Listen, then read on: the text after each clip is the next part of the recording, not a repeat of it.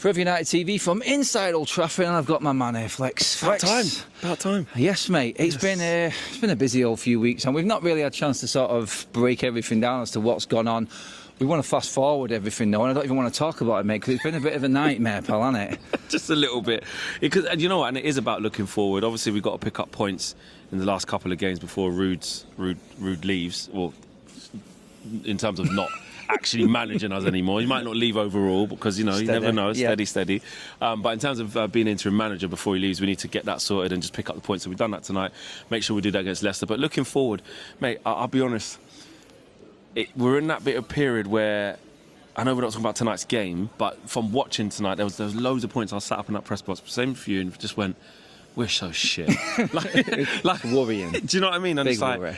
you know, when sometimes you get these little... we know we've been bad for ages. We know we've been bad when Eric was here, etc. But like sometimes just moments in games, I just get this flash. I go, Ruben's got loads of work to do. Like loads of work to do. It's exciting though. It is exciting. I like how he's spoken about. I like the CV that he's got. I like the profile that he is. But I'm still like, until he gets here and finds out for himself just what this place is. Yeah. And what it can do to a manager and to players, and finds out what the league is, i.e. you can rock up 12,000 at Vitality, mate. They don't give a shit who you are.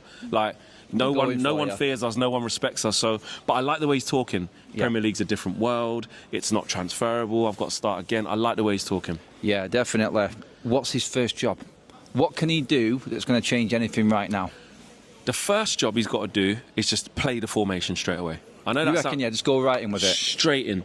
Don't worry about teething problems and, it's a back four, but I don't quite have this. And don't allow them to go back into their usual Absolutely, sort of mode. because we saw it with Eric, didn't we? We saw it when he came in. He abandoned a load of principles early on out of like a survival, then never really went back to it, and then basically got confused, and then was a mismatch between everything, and then started coming out saying, can't play the Ajax way. This guy...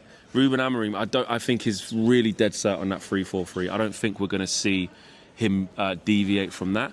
Listen, I hope so, mate. Yeah, I mean, good managers can. If he's a really good manager, you might say, listen, I can play a 4. Watch this. No one will be expecting this, and he might be able to do it. But I doubt it. I want to see him play what his philosophy is. I think he'll stick to it. So that's the first thing he's got to do: play his formation. Then I've sort of set him. He doesn't know this yet. I've set him like a. We'll tell him when we see him. Yeah, exactly. We'll do this now. Do this and you will win. Yeah, it might not have to take this long, but just to be reasonable, I've said 10 games to know what the starting 11 is. I'm actually believing that you're going to tell him this now. Yeah, Ruben, that's the next thing. You convinced me that you're actually going to give him the right. I'm going to tell him, I'm going to write this down and just pass it to him in a little note, even if I don't get it. Because, bro, because you know what? Eric's biggest problem, again, I know there's injuries is different, I get that. Yeah. But there's chopping and changing. You need to allow him to try things. Mate, we've been saying there's so many things that could be off the cards that we don't know. All of a sudden, you don't know, mate. Ahmad could be right wing back. Ahmad could be the right inside 10, which is probably more natural. He might ask one of Garnacho or Rashford to be a left wing back. We're all thinking it's going to be Mazraoui and Dalot. What if he goes, no, I want the forwards to do that? What if he brings in one of the youngsters and says, Harry Amas, you do this? I know it's a bit far-fetched, but just something that's like we weren't expecting. Wait, do you know what I mean? It might take something unexpected, mate. He might say, Rashford, you know what? In this system, you're going up front, actually, because you're going to run. I don't want that to happen, but we just do not. Anthony, you know what? You're going to be a left wing back. Yeah. We don't know, bro. I knew that was coming. We don't know. He has to see these players, obviously, first of all. The club have said that he's obviously going to have his say on everyone. Before anyone moves in January, we've had Harry Maguire come out and say he thinks he can get another contract by proving himself. In a 3, let's hear me out. In a 3, I know, yeah. He plays his best football in a 3, bro. England?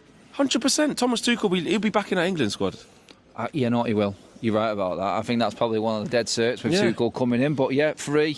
I just mentioned before, like, players on the pitch over these last few weeks under Rude. There's an audition. And if you don't see anything out of these players, as a fan, I'm looking, I don't want to know you. What are you thinking of your new coach and his team looking in at this right now? What are you looking at and thinking with these players? Shit, like, I have to turn this around? Because I've got to look at it that way. Because if I'm watching it, he sure as hell's watching it. His team are watching it. All his coaches, and that's what worries me the most. 100%. Because look, let's not kid ourselves, right? Again, I know we're not talking specifically about today's game, but it feeds into what I'm saying. Ahmad was the one who decided today, I'm not fucking doing what you lot are doing. I'm not doing this. You lot can do that. Yeah. I'm on playing football. Yeah. And these things are glaring. Like, if you're Ruben Amorim looking at that, you're going for large parts. Like that first half, you're going, I can't tell who's PAOK and who's Man United. Like, I can't, like, take the crest off, take the shirts off. I can't separate the two sides. Second half, fair play, they did it. But there's a lot of work for him to do in terms of possession, the technical level that we are in terms of how we keep possession of the ball. And the biggest thing for me, right, which we saw when they played against when they played against City, the intensity. Oh. The intensity of them wing backs. Dreaming. You know what I mean? In transition. Now, I did like when Ruben Amorim said it's different because I can't play this defensive at Man United. Yeah. You know, at times against City, they had a flat back five, the wing backs come all the way back. Yeah. He's like, at Old Trafford, you can't do that at home to bloody Forest or whoever. You got to play. So I like that he recognises that. Yeah. But at the same time, he does need willing runners. He needs players who want to play at intensity, who press in the right moments, who play quick, who can get up and down. And this lot haven't had that. No. They need a rocket up their ass. Oh, mate, a rocket. Jesus, we need... bonfire night's just gone. I was thinking of getting one of them boom boys, stick that up their ass. Yeah. But honestly, though, we can go through the players all we want. Yeah. Look, they'll prove to win their worth. I've just said that pretty much in my vlog after the game we've just watched. Look, he'll know. We've seen it. He'll have seen it, like we've just said. What position, if he gets a chance to strengthen for you in January, if there's any position you have to prioritise, you can get one. What would you do? Would it be the goals? Would it be the fullback? Would it be another midfield? Which way would you go? Just one. One player you could get in January. Because let's be honest, mate, it's going to be slim pickings. Slim pickings. If you could get one do you know what area. it depends on, Adia? It depends on the quality of and what we can spend on that. Because I'm looking at the number 9 position. They said that the other day, didn't they? You're not going to be able to get a make-weight striker, are you? Do you know what I mean? And that's the problem. If I could choose one, I'd be like, our strikers ain't good enough, mate. We need a top level striker now. Yeah. We've got 2 inexperienced ones now. I know we've thrown some good money after bag. Hoyland, we spent the best part 70, 75 on.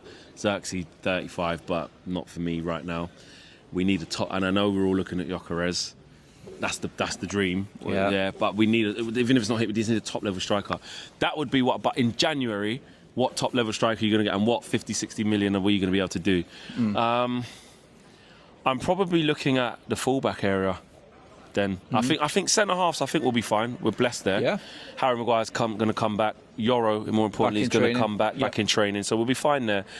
Mazraoui and Dalot to be the main ones, because when Shaw gets back, let's face it, mate, you have no idea how long that's going to last. Melassia's been out nearly honestly, I think we have to months. move past Shaw. But 100, he's got to go. Oh, he's got to go. He's got to go because he's only going to get injured again. I think. I would look there. I think central midfield, because there's only going to be 2 of them. Ugate's going to be his guy. Yeah, he's going to play week in, week out under this manager. Cobby back in. So Cobby back in there. You've got Casemiro, you've got Eriksen. You know, you're all right there. And then in the 10 positions, you've got Bruno, you've got Mason Mount if he can stay fit. You've got Ahmad. That's a conundrum. Do you know what you've just done? You just answered the question by bringing no one in. Yeah. Don't go waste your money. Yeah. And just wait. Yeah. You could bring in a mass. You could try him. You could try him in certain games. Yeah. You know what I mean?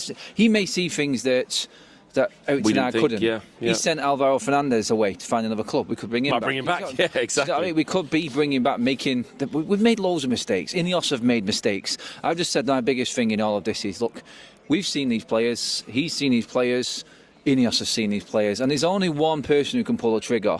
That's not Ruben Amorim. He can keep the player out, but he can rot the dressing room if he wants. He needs backing by players being shifted more than players coming in, I said. And that's where they got to come into it. Exactly. They have to back this manager. And what we've seen is that if we've seen a recipe that if you back this manager and give him the ingredients to bake the cake, he'll bake the cake. Yeah. Do you know what I mean? And that's what he's got to do. He's got to ascertain very, very quickly who can play how he wants to play versus who can't. And then, like you said, you need the hierarchy to support him with that and go on from there. So one other thing I will say is our expectations. Like where you know, we have to allow him space, you know, some more poor results if it has to be, some mundane results, not quite clicking. Quickly on that, like December, City away, Spurs away, Arsenal away, Liverpool straight away, New Year. We're going to lose games. Yeah. And this fan base is going to need that patience, isn't it? That's going to be the hardest thing for all of us to take. And we can't be sitting there going, oh, he was supposed to change this by now. The guy probably wouldn't have had a transfer window by then. Well, he wouldn't have had a transfer window by then. So for me, we have to be patient. It's hard, but it should be quite easy when he's walking into this, a team that's 13th, 14th in the league, struggling for confidence, struggling for goals. make us resilient, get us to understand his way, and don't back down on it. I'd much rather see us struggle in his way, knowing that he's sticking to it, and then he can get rid of players and bring players in that fit the style, rather than chopping and changing every week, just trying to fit what we got. That's it, Flex. Legend, mate. Always a pleasure. Legend. Do you agree with Flex? Do you agree with me? Trust in Amorim. Give him the time. Ineos, back our manager.